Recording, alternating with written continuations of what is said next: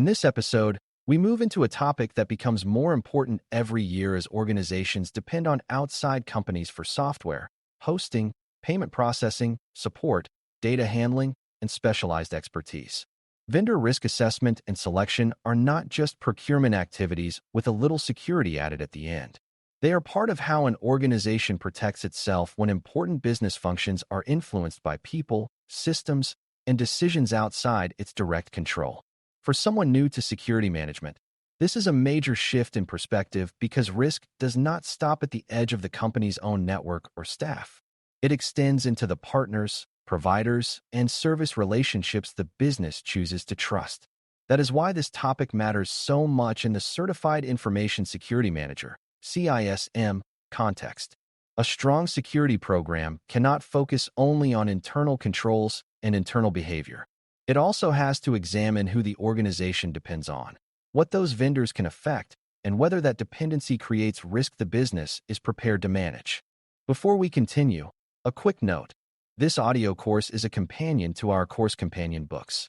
The first book is about the exam and provides detailed information on how to pass it best. The second book is a Kindle-only ebook that contains 1,000 flashcards that can be used on your mobile device or Kindle. Check them both out at cyberauthor.me in the Bare Metal Study Guide series. A useful place to begin is with the basic idea of what a vendor is in the security sense. A vendor is any outside party that provides a product, service, platform, process, or capability the organization uses to support operations. Some vendors are deeply embedded in critical business functions, while others play a smaller or more specialized role. A payroll processor, cloud hosting provider, managed support firm, or software company may each become part of the organization's daily operation in very different ways. The security concern is not just that an outside company exists. The concern is that this outside company may have access to systems, data, decision points, or operational dependencies that create real exposure if the relationship is not understood and controlled. Beginners sometimes picture vendor risk as only the risk that a supplier gets hacked. That is part of the issue, but the larger picture also includes service failure, poor internal controls, privacy weakness, legal noncompliance, weak resilience, concentration of dependency, and business disruption if the vendor cannot perform as expected. This is why vendor risk assessment begins with understanding the nature of the relationship rather than immediately jumping into a checklist. Not every vendor creates the same level or type of risk. A company that handles highly sensitive customer records, processes payments, hosts essential systems, or connects directly into the organization's environment will usually require much closer scrutiny than a vendor providing low-risk office supplies or limited support services. The first real question is what the vendor will do for the business and what could go wrong because of that relationship. That means security leaders need to understand what data is involved, what systems are touched, what level of access is required, how much the business depends on the vendor, and how quickly harm could occur if the service fails or is misused. This early understanding shapes the rest of the review. If the organization cannot define why the vendor matters and what kind of exposure the relationship creates, then the later assessment will likely become generic and much less useful than it should be. A strong assessment also looks beyond cybersecurity in the narrow technical sense and considers risk in broader business terms. Vendor risk is not just about malware, unauthorized access, or stolen data, even though those issues are serious. It also includes questions about reliability, financial condition, legal obligations, operational maturity, geographic exposure, subcontracting, dependency on fragile infrastructure, and the vendor's ability to continue serving the organization during disruption. A provider may have decent technical controls and still be a risky choice if its operations are unstable, its staffing model is weak, or its service depends heavily on another outside party that the customer barely understands. This broader view matters because security managers are not protecting only confidentiality. They are also concerned with integrity, availability, resilience, and the organization's ability to meet its obligations to customers, regulators, and internal stakeholders. Vendor selection becomes much stronger when leaders remember that the business is not merely buying a product. It is entering a relationship that may introduce new pathways for failure, as well as new ways to achieve important goals. One of the most practical concepts in vendor risk assessment is inherent risk, which is the level of risk a relationship would create before specific vendor controls or mitigating factors are considered.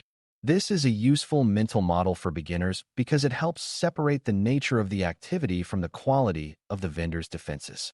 If a vendor will store regulated personal data, support a critical customer-facing platform, or maintain privileged administrative access, the inherent risk is already significant even before anyone reviews the vendor's policies or technical safeguards.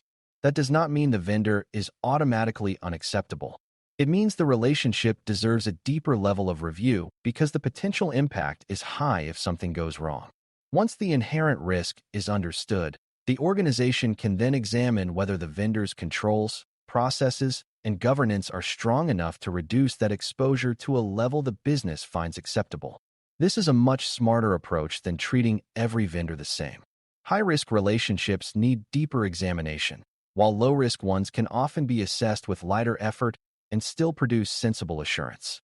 From there, due diligence becomes one of the central activities in the selection process. Due diligence means collecting enough useful information to understand whether the vendor is trustworthy, capable, and aligned with the organization's expectations before the relationship is finalized.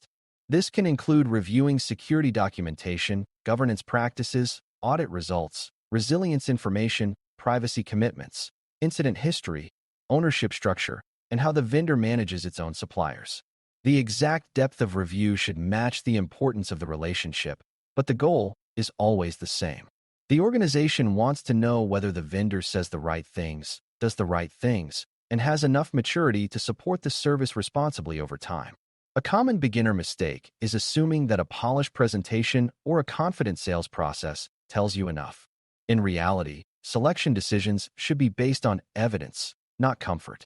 A vendor may sound capable in meetings and still have weak processes, unclear accountability, or a control environment that does not match the level of trust the organization is about to place in that relationship.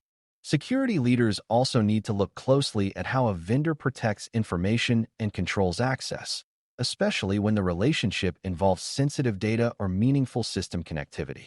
If the vendor will process, store, transmit, or otherwise interact with important information, the organization should understand how that vendor handles identity, privilege, logging, system changes, data segregation, incident response, and retention practices. The issue is not to inspect every technical detail at maximum depth, especially for a beginner-level management discussion. The issue is to determine whether the vendor operates with clear, disciplined safeguards that are appropriate for the level of exposure involved. This includes understanding who inside the vendor can access customer data, how changes are controlled, how suspicious activity is detected, and how security events are reported to customers when they matter. A mature review also considers whether security is embedded in the vendor's operating model or treated as a thin layer added mainly for appearances.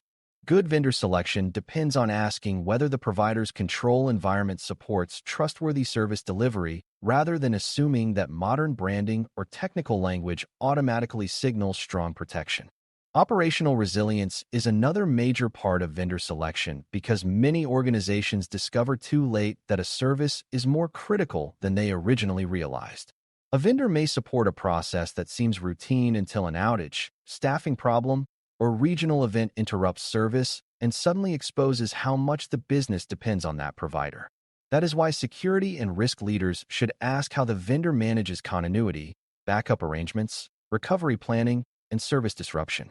If the relationship affects a business-critical process, the organization should understand how quickly the vendor can recover, what dependencies the vendor has on other providers, and how communication would occur during an incident or outage. Resilience questions are not limited to technical recovery alone. They also include workforce stability, geographic dispersion, change management discipline, and whether the vendor can keep operating when conditions become difficult. A provider that looks strong during normal business hours may become much less reassuring when examined through the lens of disruption.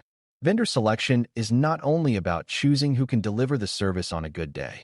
It is also about deciding who can support the business when conditions become strained or abnormal. Privacy and legal obligations also have to be part of the assessment, especially when vendors touch personal information, regulated data, or business records with contractual or jurisdictional implications. An organization cannot assume that handing data to a third party transfers responsibility away from the original business relationship. In many cases, the organization still remains accountable for how that information is collected, used, protected, retained, and disclosed. That means vendor review should consider whether the provider's handling of data fits legal requirements, contractual promises, customer expectations, and internal policy. Important questions include where data will be stored, who can access it, how long it is retained, whether it is shared with subcontractors, and what happens when the contract ends. A vendor may offer strong functionality while still creating difficult privacy or legal exposure if its processes conflict with the organization's obligations. For new learners, this is an essential lesson because vendor risk is not just a security team concern. It touches legal, compliance, procurement, privacy, operations, and business leadership at the same time, which means selection decisions need cross-functional awareness rather than narrow technical focus. Another area that deserves careful attention is concentration and dependency risk. Sometimes a vendor appears strong on its own, but the organization becomes overly dependent on that one provider for too many functions, too much data, or too much operational stability. This can create a fragile situation where even a temporary disruption has wide-reaching consequences. Concentration risk can also appear when many vendors rely on the same hidden downstream provider, creating a common point of failure that is not obvious at first glance. Security managers should think about how replaceable the vendor is, how difficult transition would be, and whether the business is building resilience or simply convenience. A provider might be the fastest option to adopt, yet still create long-term dependency that reduces the organization's flexibility and negotiating power. This matters during selection because the best vendor is not always the one with the most features or the lowest cost. Sometimes the more responsible choice is the provider that supports healthier diversification, clearer exit paths, or lower strategic dependency over time. Effective risk assessment considers not only the strength of the vendor, but also the shape of the organization's reliance on that vendor. Once assessment information is gathered, selection becomes an exercise in judgment rather than a simple pass or fail decision. This is where beginners often expect a neat answer, but real vendor selection usually involves trade-offs. One provider may offer better functionality, but weaker resilience. Another may have stronger governance, but slower implementation. A third may cost less, but require more internal oversight or create more dependence than leadership wants to accept. Security leaders do not solve this by pretending there is always a perfect vendor. Instead, they help the organization compare options in a disciplined way that reflects business priorities, risk tolerance, operational needs, and required safeguards. This comparison should be structured enough to avoid purely emotional decision-making, but flexible enough to recognize context. The right choice depends on the role the vendor will play, the sensitivity of the relationship, and the organization's ability to monitor and manage what remains unresolved. Good selection decisions are rarely about finding zero risk. They are about choosing the relationship whose value and remaining risk are acceptable when viewed honestly and from multiple angles. It is also important to remember that vendor selection should not happen in a silo. Procurement, legal, privacy, security, operations, and business leadership often need to contribute because each group sees different parts of the risk. Procurement may understand commercial leverage and service structure. Legal may identify contract language problems or jurisdictional issues. Privacy may evaluate data use and retention concerns. Operations may understand how deeply the service affects daily workflow, while business leaders can explain the real tolerance for downtime, error, or transition difficulty. Security adds the perspective of control maturity, incident readiness, access risk, and broader dependency concerns. A poor selection process often happens when one group drives the decision almost alone and other perspectives arrive too late to shape the choice meaningfully. Cross-functional review improves quality because it exposes hidden assumptions before the contract is signed. For a CISM learner, this is a valuable insight. Security management is often about influence, coordination, and discipline challenge rather than solitary technical judgment. Vendor risk assessment becomes much stronger when different experts contribute to a shared view of the relationship. Common mistakes in vendor assessment and selection are worth recognizing because they are easy to repeat under business pressure. One of the most common is waiting too long to involve security, which forces review into a rushed final step after the business already feels committed to a vendor. Another is relying too heavily on vendor promises without enough supporting evidence. Some organizations also focus almost entirely on technical features while underestimating continuity, privacy, legal, or concentration concerns. Others create a questionnaire process so generic that high-risk vendors and low-risk vendors receive nearly identical treatment, which wastes effort in one area while missing important depth in another. There is also a temptation to assume that a well-known brand must be a low-risk choice, even though reputation alone does not remove the need for careful review.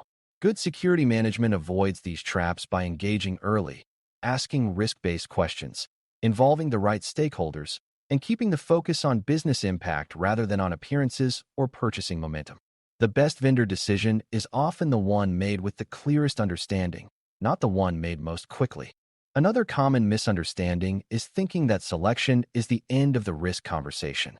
In reality, selection is only the beginning of a managed relationship. A vendor that looks strong during assessment can change over time through growth, acquisition, staffing turnover, outsourcing, financial stress, or shifting control maturity. That means good selection should also consider how the organization will govern the relationship after the decision is made. Even before the vendor is chosen, leaders should think about reporting expectations, reassessment triggers, incident notification needs, service performance visibility, and how concerns will be escalated if the relationship begins to drift away from what was originally approved. This forward-looking mindset improves selection because it favors vendors that can support transparency and ongoing accountability rather than vendors that only perform well during the sales process. It also reminds beginners that vendor risk is dynamic. The organization is not merely buying a tool or service. It is entering an ongoing dependency that has to be understood, reviewed, and managed over time if trust is going to remain justified. As we finish, the most important lesson is that vendor risk assessment and selection are about making informed trust decisions before the organization places critical business dependence in someone else's hands. A strong process begins by understanding the relationship, the data, the access, and the operational significance involved. It evaluates inherent risk, gathers meaningful due diligence, looks at security and resilience, considers privacy and legal obligations, and compares choices in a way that respects business reality rather than chasing perfect certainty. Weak processes tend to be rushed, generic, overly optimistic, or too narrow to capture the real exposure a vendor relationship can create. For a new CISM student, this topic is really about disciplined judgment. The organization cannot avoid working with vendors, but it can become far more thoughtful about which vendors it chooses and why. When assessment and selection are handled well, the business gains capability without ignoring dependency, and security leadership helps make sure that growth through third parties does not quietly become growth in unmanaged risk. Thanks for listening. For more audio courses, daily newsletters, and more, please visit baremetalcyber.com.